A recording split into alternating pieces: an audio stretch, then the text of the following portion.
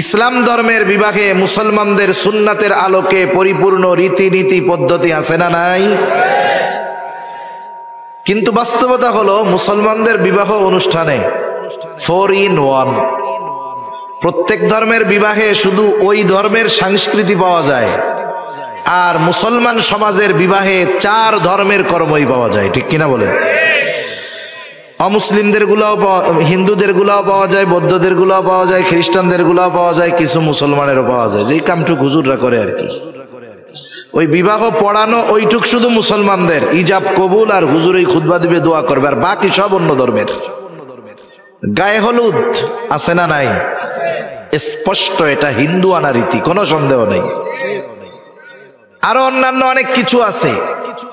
বিবাহ অনুষ্ঠান হবে কমিউনিটি সেন্টারে, দাঁড়ায় দাঁড়ায় খাবে, এটা খ্রিস্টানদের রীতি।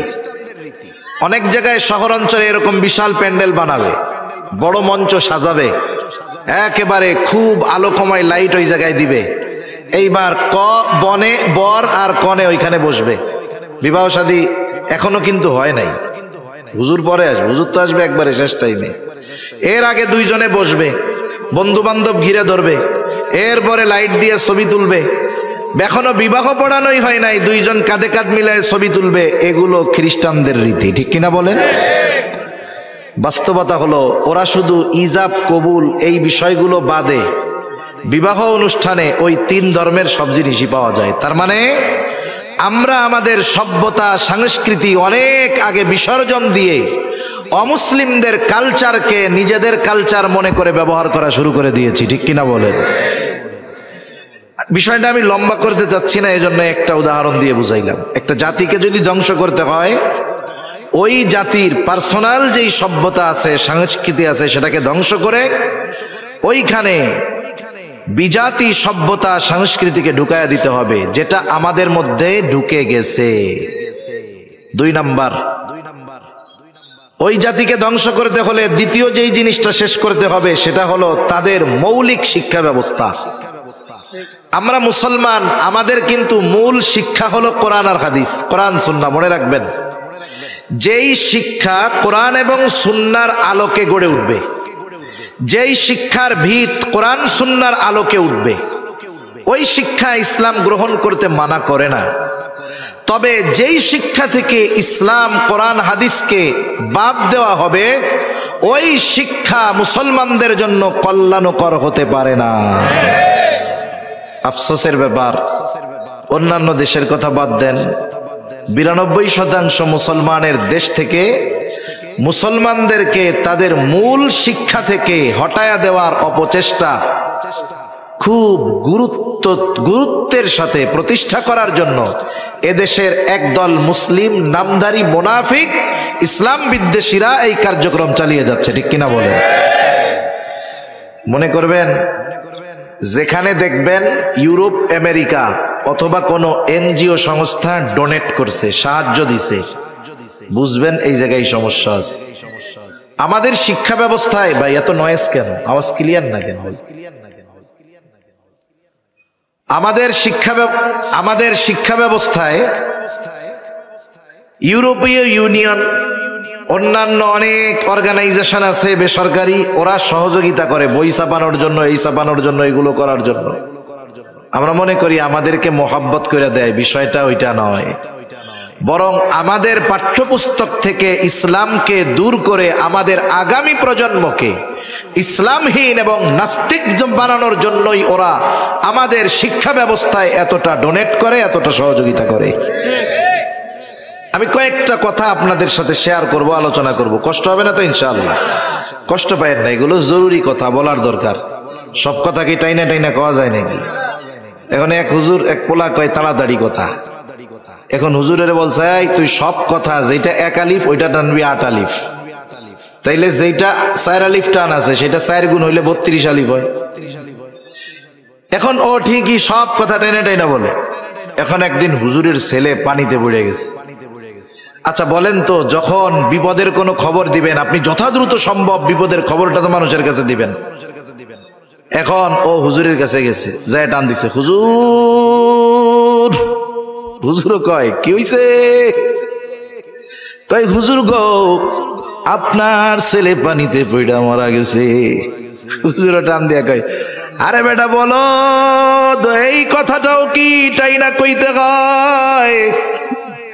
এখন দুইজনের একই অবস্থা। এজন্য কিছু কিছু কথা আছে শুনতে ভালো লাগে, কিন্তু বুঝবার বিষয়টা আলাদা। এজন্য আমি শুরুতে বলছি যে কথা শ্রবণ করা এক জিনিস, কথা বোঝা কিন্তু আর এক জিনিস। আপনি মজা করে যে কথাগুলো বলবেন ওগুলো শুনতে ভালো লাগবে, কিন্তু অধিকাংশ সময় মনে থাকে না। কিন্তু যেই কথাগুলোকে আপনাদের সামনে ভেঙে ভেঙে গুরুত্বপূর্ণ কথাগুলো বারবার রিপিট করে বলা হবে, দেখবেন ওই কথাটা মনে থাকবে বেশি। তা আসেন, এক জাতিকে যদি ধ্বংস করতে হয় ওই জাতির কমপক্ষে কয়টা জিনিস নষ্ট করতে হবে? এগুলো মনে রাখবো আমরা। এক হলো তাদের সভ্যতা সংস্কৃতি, আমাদেরটা নাই। 2 নাম্বার শিক্ষা ব্যবস্থা। এখন আসেন শিক্ষা ব্যবস্থার দিকে আমরা একটু নজর দেই। আমরা যদি সামগ্রিক দৃষ্টিকোণ থেকে দেখি, আমাদের দেশে শিক্ষাটাকে 2 ভাগে ভাগ করা যায়। কয় ভাগে? একটা হলো সাধারণ শিক্ষা, আর একটা হলো ধর্মীয় শিক্ষা। সাধারণ শিক্ষা আর ধর্মীয় শিক্ষা, জাগতিক শিক্ষা আর ধর্মীয় শিক্ষা। এই ধর্মীয় শিক্ষা আর জাগতিক শিক্ষা, জাগতিক শিক্ষাটাকে 2 ভাগে ভাগ করা যায়। কয় ভাগে? একটা হলো জাগতিক উপকারী শিক্ষা, আর একটা হলো জাগতিক অনুপকারী শিক্ষা। এখন একটা শিক্ষা উপকারী নাকি অনুপকারী এটা বুঝবো কেমনে? একটা শিক্ষা উপকারী না অনুপকারী এটা বোঝার জন্য ওই শিক্ষার যেই আসবাব ওইটার দিকে নজর দিতে হবে। এখন বলেন তো, মানুষ যে শিক্ষা অর্জন করে কিসের মাধ্যমে? বইয়ের মাধ্যমে। কিসের মাধ্যমে? ওই বইয়ের মধ্যে কোন ধরনের শিক্ষা আছে এটা নির্ভর করবে ওই বইয়ের উপরে। আর ওই শিক্ষা অর্জন করে একজন সন্তান কি অর্জন করবে এটা নির্ভর করে ওই শিক্ষার যেই আসবাব অথবা মাধ্যম, এই বইয়ের মাধ্যমে। এই জন্য প্রত্যেকটা শিক্ষা ব্যবস্থায় কিতাব অথবা বই এটা মোস্ট ইম্পর্টেন্ট একটা ব্যাপার। সাথে সাথে ওই বই যিনি পড়াচ্ছেন ওনার অবস্থার উপরে এটা নির্ভর করবে বেশি। এখন আসেন আমাদের দেশের অনুপকারী শিক্ষা নিয়ে আমরা একটু আলোচনা করি আগে। একটা বই যখন আমার আপনার বাচ্চাদের হাতে দেওয়া হয়, ওই বইয়ের কাভার পেজ থেকে নিয়ে প্রত্যেকটা ছবি, প্রত্যেকটা অক্ষর, প্রত্যেকটা ছবির ভিতরে ওই ক্লাসের শিক্ষার্থীর জন্য শিক্ষা থাকে। এখন আসেন অনুপকারী শিক্ষার বা অনুপকারী শিক্ষার ক্ষতিটা কতটুকু? এটা এতটা অনুপকারী হতে পারে জাগতিক শিক্ষা, যেটার দ্বারা জাগতিক ক্ষতির সাথে সাথে তার ঈমানি ক্ষতি হওয়ারও আশঙ্কা রয়ে গেছে। এতটা ক্ষতি হতে পারে। সম্প্রতি সময়ে আমাদের দেশে বই বিতরণ যখন করা হয়েছে, অনেকগুলো বই এবং অনেকগুলো গল্প নিয়ে মুসলমানদের অন্তরে রেখাপাত করেছে, এবং ওই বই গল্প ওইগুলো পরিপূর্ণ ইসলামের সাথে সাংঘর্ষিক, কোনো সন্দেহ নাই। একটা একটা করে আমি যদি বিশ্লেষণ দিতে যাই অনেক লম্বা সময় লাগবে। এখন আসেন, 1 নম্বরে ক্লাস 3 মধ্যে আমাদের একটা বই দেওয়া হয়েছিল বাচ্চাদেরকে, যেই বইয়ের নাম ইসলাম ও নৈতিক শিক্ষা। ইসলাম ও নৈতিক শিক্ষার পেছনের কাভার পেজের ভেতরের অংশে দুর্গা মূর্তির ছবি আসছে। যেই মুসলমানেরা ফুসলে উঠছে, মুসলমান নামাজ পড়ুক আর না পড়ুক, উপমহাদেশের মুসলমানদের অন্তরে ধর্মীয় সিম্প্যাথি বেশি। নামাজ না পড়লেও এরা দ্বীনের ব্যাপারে, ঈমানের ব্যাপারে সজাগ বেশি। তা যখন ফুসলে উঠছে সারা দেশের সকল মানুষ, একদিনের ব্যবধানে এই বইগুলো আবার উঠায় নিয়ে গেছে। রাষ্ট্রের অনেক টাকা ক্ষতি হয়েছে না? এখন আমরা যদি মাইনা নিতাম যে রাষ্ট্রের ক্ষতি হয়েছে, হোক, ক্ষতি হয়েছে তাতে কি, ছবি একটা গেছে তাতে কি, ওইটা আমরা কালি দিয়া মুছা ফেলাইলাম, অসুবিধা কোথায়? মনে রাখবেন, ওরাও জানে এই বইয়ের পেছনে যখন এই ছবি দেখবে মুসলমানরা ফুসলে উঠবে। ফুসলে উঠলে বই চেঞ্জ করে ফেলবো, টাকা লস হইলে তাতে কি? কারণ যেই টাকা নষ্ট হবে ওই টাকার চাইতে মুসলমানদের ঈমানের দাম আরো অনেক বেশি। ইউরোপীয় ইউনিয়ন, আমেরিকা, $248 কোটি, আরো কত কত সংস্থা বই ছাপানোর জন্য এত টাকা দিছে কি জন্য? আমাদের ঈমান কেনার জন্য। এখন ওই বই উঠায় নিয়ে গেল। যদি আমরা চুপ থাকতাম, প্রতিবাদ না করতাম, ভবিষ্যতে কি হইতো দেখতেন? ওই ছবির একটা অধ্যায় হয়তো ইসলাম ও নৈতিক শিক্ষা বইয়ের মধ্যে চালু করে দিত। আপনাদের অঞ্চলে কি মাঝে মধ্যে চুরি হয়? চুরি জানেন? চোর চুরি করার আগে ওই বাড়িতে এসে কি কি কাজ করে জানা আছে আপনাদের?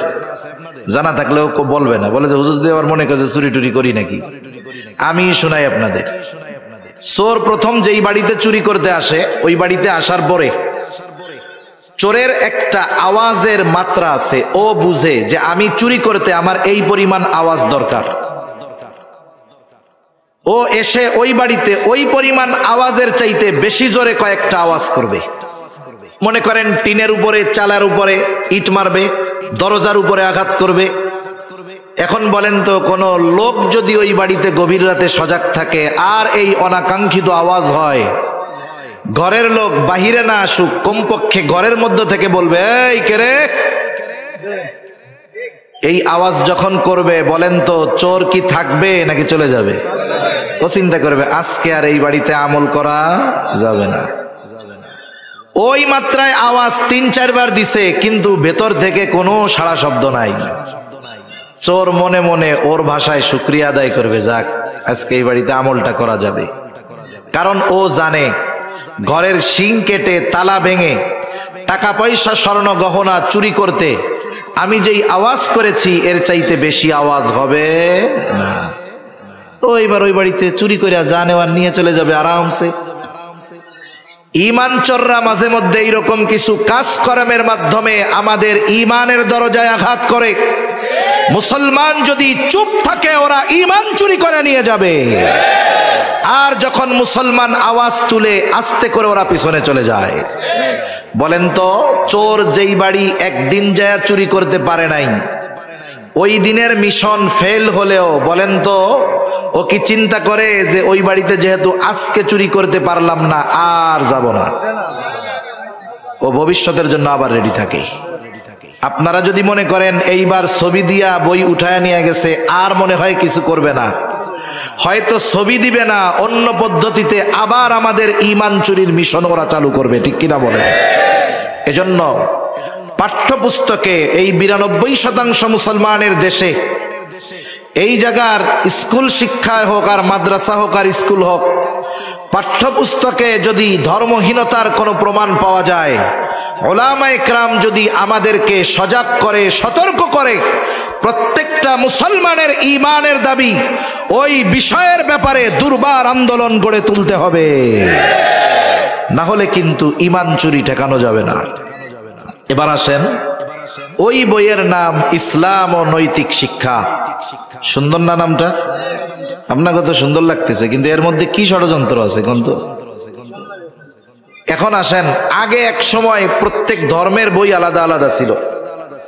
এক সময় বইয়ের নাম ছিল ইসলাম ধর্ম শিক্ষা, হিন্দু ধর্ম শিক্ষা, বৌদ্ধ ধর্ম শিক্ষা, খ্রিস্টান ধর্ম শিক্ষা। শিক্ষা ব্যবস্থাকে সেকুলার শিক্ষা ব্যবস্থায় পরিণত করতে হবে। এটা হলো ইউরোপীয় ইউনিয়ন, আমেরিকা, ওদের দাবি। এদেশে যারা গদিতে থাকতে চায় তাদের কাছে প্রস্তাব, তোমরা থাকতে পারবা, যে পদ্ধতিতে আসো কোনো অসুবিধা নাই, তবে তোমাদের শিক্ষা ব্যবস্থাকে সেকুলার শিক্ষা ব্যবস্থায় পরিণত করতে হবে। এই জন্য আমরাও তোমাদের টাকা দিব, টেনশন করো না, এজন্যই টাকা দেয়। এখন একটা জিনিস হঠাৎ করেই পরিবর্তন সম্ভব নয়। একটা উদাহরণ দিলে বুঝতে সহজ হবে আপনাদের। যখন রাত দিন পরিবর্তন হয়, দিন থেকে রাত হয়, রাত থেকে দিন হয়, হঠাৎ করেই কিন্তু একেবারে দুপুরের ঝকমকে আলো নিমেষ কালো অন্ধকার হয়ে যায় না। এটার একটা প্রসেসিং হয়। যখন দেখবেন সূর্যটা পশ্চিম আকাশে আস্তে আস্তে ঢলে পড়ে, আলোর মাত্রা কমতে থাকে, আলোকে নরমাল করে, অন্ধকারকে তার মধ্যে ইনক্লুড করে। সূর্যটা ডুবে যাওয়ার পরপরও কিন্তু পরিপূর্ণ অন্ধকার হয় না। পশ্চিম আকাশে শাফাক, লালিমা থাকে অনেক সময়, প্রায় 1.5-2 ঘন্টা পরে আস্তে আস্তে আলো বিলীন হয়, অন্ধকার প্রকাশ পায়। একটা সমাজে একটা জাতির মধ্যে ইসলাম হাজার হাজার বছর ধরে চলে আসতেছে, এক দুই দিনে ইসলামকে অনিসলাম দ্বারা পরিবর্তন করা এটা কখনোই সম্ভব নয়। এই জন্য এরা আগে সেকুলারিজমকে আমাদের মধ্যে নরমাল করতে চায়, মানে বিষয়টা স্বাভাবিক নিতে চায়। এখন কেমনে বুঝাই আপনাদের? আজ থেকে 30 বছর আগে, অনেক মুরব্বী তো আছেন এইখানে, আজ থেকে 30 বছরও হতে পারে, কমও হতে পারে, 30 বছর আগে একই স্কুলে বা একই হাই স্কুলে একটা ছেলে একটা মেয়ে একই হাই স্কুলে পড়ে, একই এলাকায় বাড়ি, এমনিতেই দুইজন স্কুলের দিকে যাইতেছে, কেউ কারোর সাথে কথা বলতেছে না, আগে পিছে অথবা পাশাপাশি যাইতেছে, এমনি কোনো কথা নাই, সম্পর্কও নাই। একজন মুরব্বীর নজরে পড়ছে এই দুইটা ছেলে মেয়ে একসাথে যাচ্ছে, দুইজনেই চেনে, পরিবারও চিনে। ওই দুইটা ছেলে মেয়ে, ওদের সাথে কোনো সম্পর্ক নাই, শুধু একসাথে পড়ে, পাশাপাশি বাড়ি, এমনিতেই একসাথে যাওয়া হয়ে গেছে। অথচ এই দুইটা ছেলে মেয়ে বাড়িতে পৌঁছানোর আগে ওই দুই ছেলে মেয়ের বাড়িতে মুরব্বী যায় কয়, সাবধান, তোমার পোলারে কিন্তু অমুকের সাথে যাইতে দেখলাম। মেয়ের বাড়িতে যায় বলে, তোমার মেয়েরে কিন্তু অমুকের সাথে যাইতে দেখছি, সাবধান। এখন দুইজনই যখন বাড়ি আসে, অভিভাবক শাসন করে, এই খবরদার, কিরে এভাবে হয়ে যাবে। ওই বিষয়টা এক সময় 30 বছর আগে মানুষের কাছে পছন্দনীয় ছিল না, ঠিক কিনা বলেন?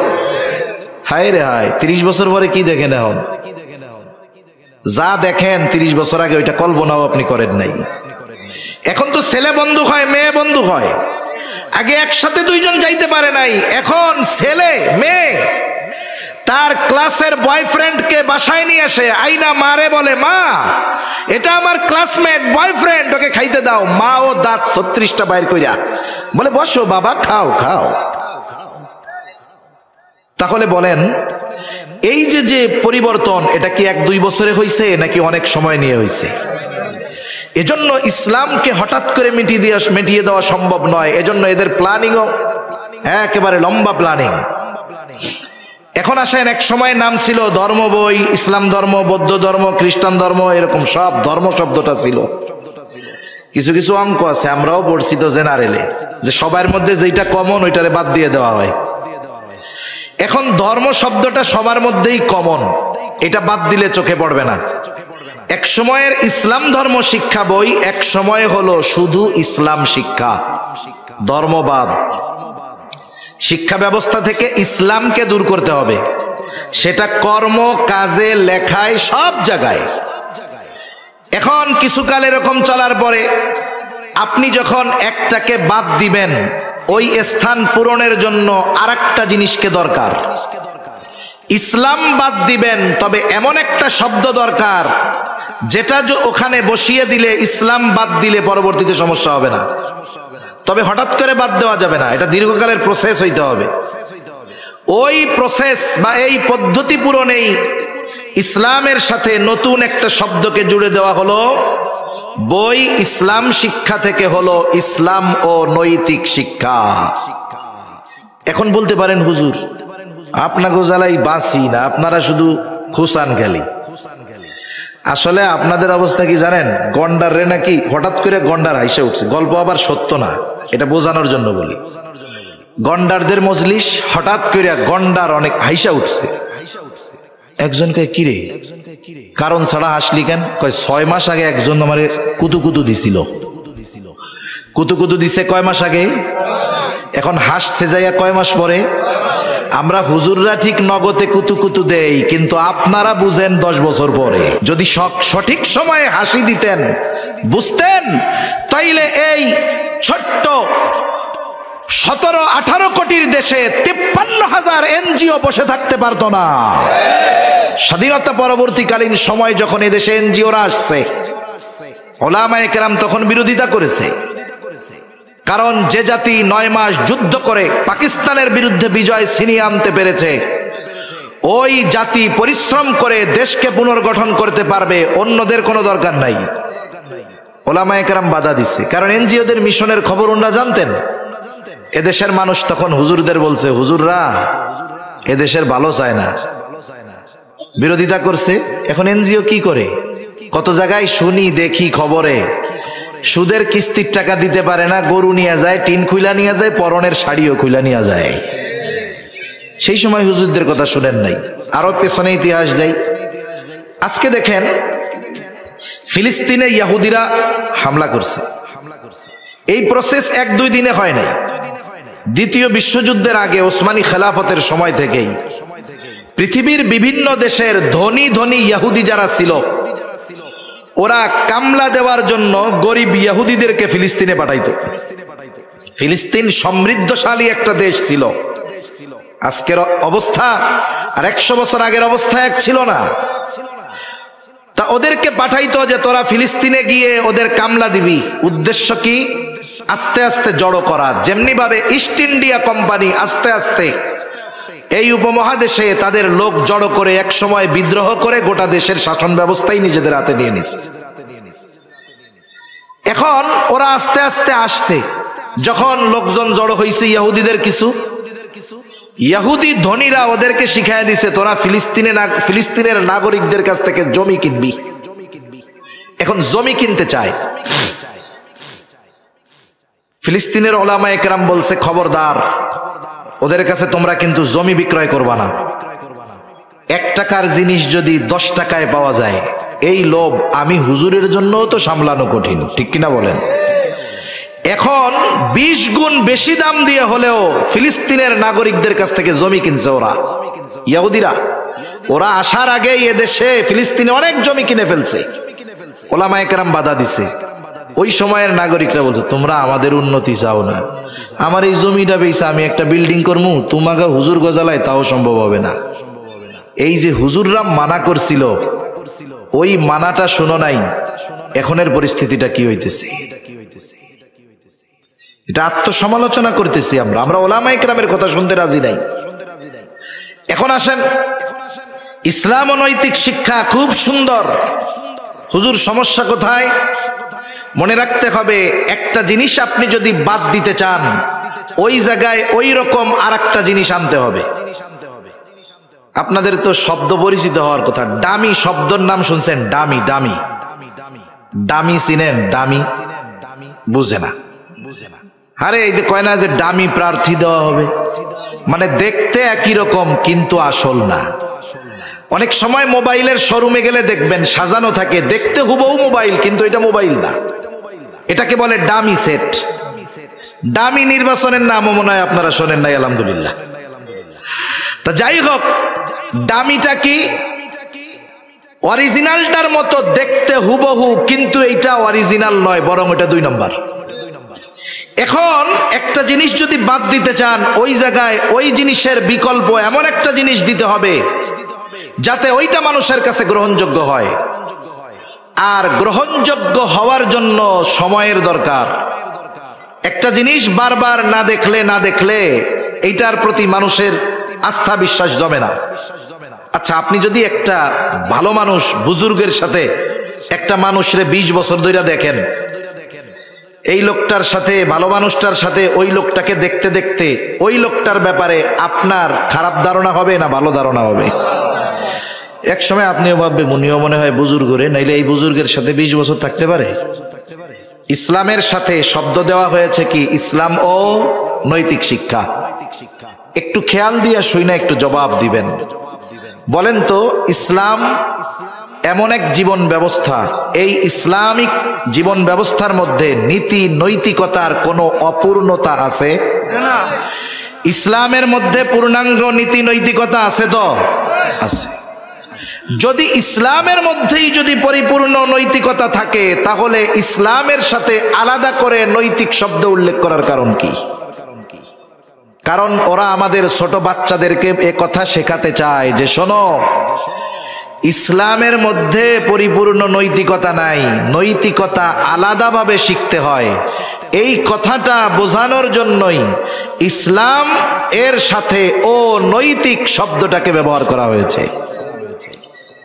যারা নাস্তিক, সেকুলার, ওরা কি বলে? আমরা মুসলমান হব না, আমরা মানুষ হব। মানব সেবাই পরম ধর্ম। কথাটা শুনতে কত ভালো লাগে না? এর মধ্যে ইসলাম বিদ্বেষিতা, নাস্তিকতার গোড়া নিহিত। মানবতা শব্দের মধ্যে নাস্তিকতার গোড়া নিহিত, সেকুলারিজমের গোড়া নিহিত। যদি মানবতাই এ দুনিয়ায় থাকতো, 30,000 গাজার নিরহ নিরস্ত্র মুসলমানদেরকে হত্যা করা হয়েছে। কোথায় ইউরোপের মানব সভ্যতা, কোথায় মানবতা? তার মানে ইসলামের সাথে মানবিক কোনো অধিকার নেই। কি বুঝলেন? তার মানে এই মানবাধিকার, মানবতা, আমরা মানুষ হব, এগুলো হলো নাস্তিকতার ভিত। এখন আসেন, ইসলাম শব্দের সাথে ইসলাম ও নৈতিকতা শব্দটা ব্যবহার করা হইল।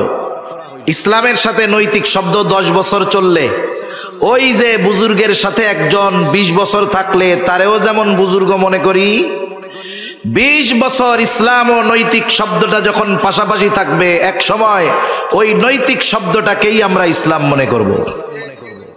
এরপরে কি হবে? ইসলাম শব্দ বাদ দিয়ে বইয়ের নাম হবে শুধু নৈতিক শিক্ষা।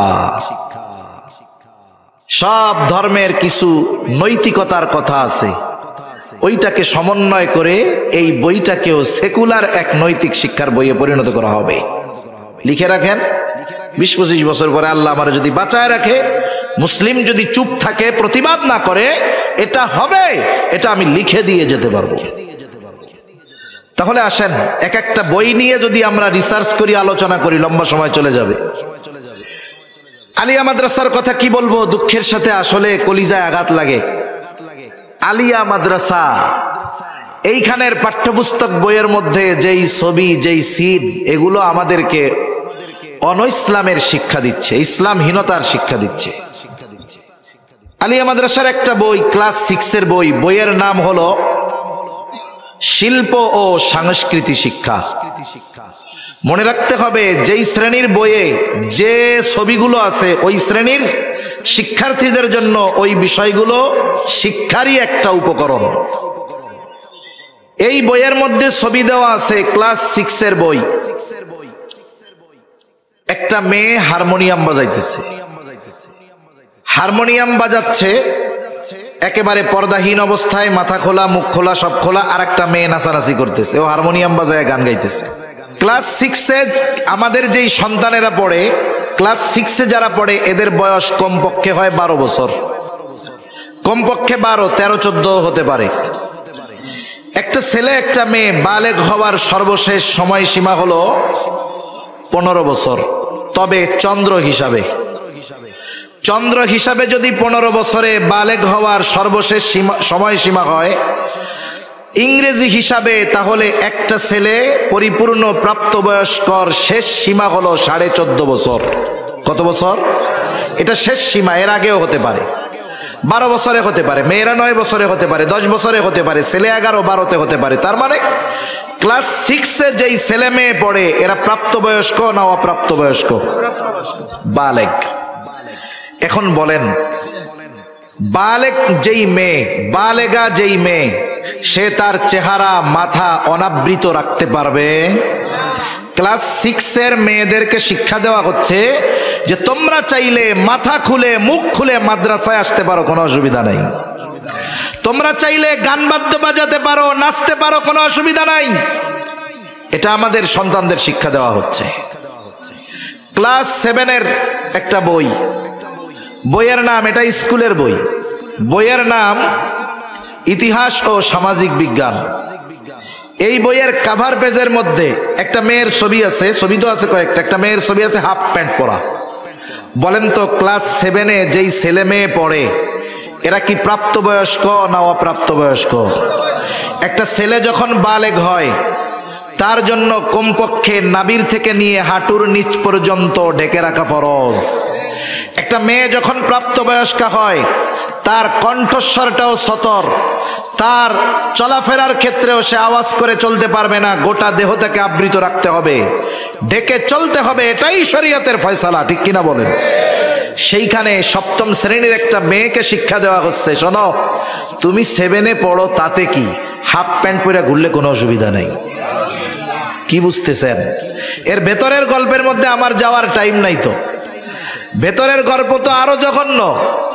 আমার আপনার সন্তানদেরকে এমন একটা অবস্থায় নিয়ে যাওয়া হচ্ছে যেখান থেকে ফিরে আসা তাদের জন্য কঠিন। যেই আকীদা, যেই বিশ্বাস তাদেরকে ঈমানহীন করে দিবে।